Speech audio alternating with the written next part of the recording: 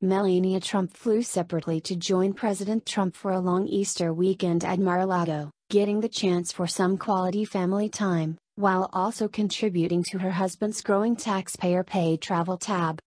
The First Lady arrived in West Palm Beach Thursday on a government aircraft, the military version of a Boeing 757, about 6:30 p.m., just minutes before her husband landed on Air Force One.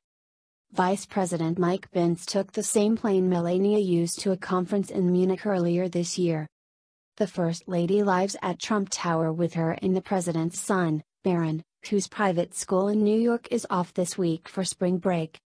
The per-hour cost of operating the plane is $15,846, meaning the total trip cost was at least $100,000. Conservative pro-transparency group Judicial Watch estimates that it costs taxpayers $1 million for each trip President Trump takes to Mar-a-Lago.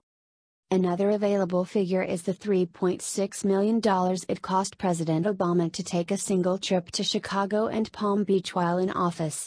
This has prompted some to tabulate Trump's running costs at over $20 million.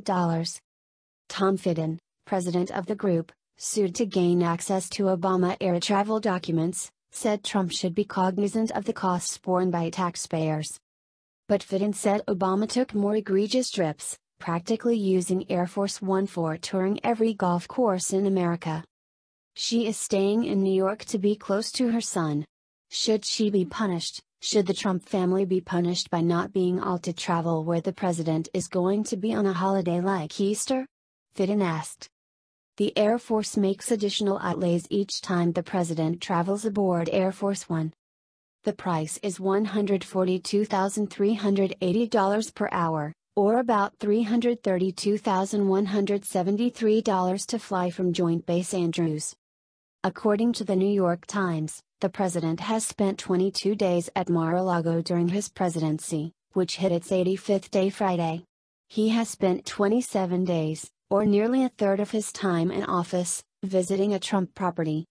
His travel has sometimes drawn criticism for providing brand promotion for his properties at taxpayer expense. Annual club dues at Mar-a-Lago were doubled to $200,000 after Trump took office. For some other trips, the First Lady has hopped aboard Air Force One for the trip to Mar-a-Lago, as she did during the 8th week of his president. Melania Trump, the president, and Barron Trump could all be seen exiting the plane. The First Lady waved at one point and the president made a fist for the gathered crowd. White House Press Secretary Sean Spicer has defended the president's trips to Florida, saying Mar-a-Lago is where he goes to see his family. He brings people down there. This is part of being president.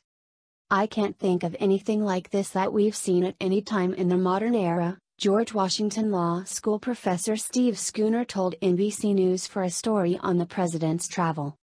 It's just another example of his consistent efforts to exploit public office for private gain, the ethics expert added.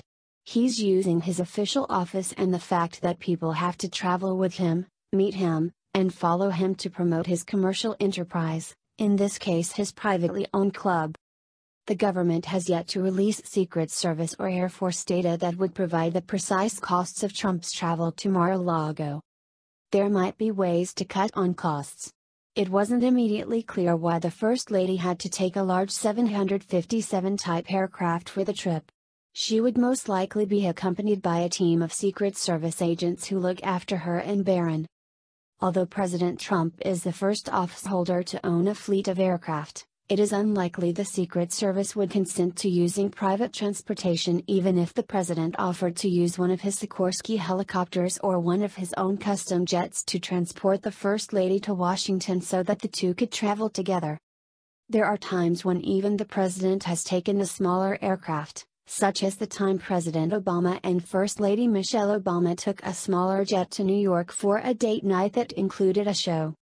Melania and Barron could have used government transportation to fly to the D.C. area to meet up with the president.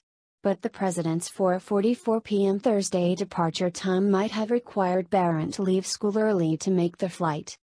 Even the short hour-long flight from New York to Joint Base Andrews would have kept the government on the hook for the $15,846 per hour flight cost.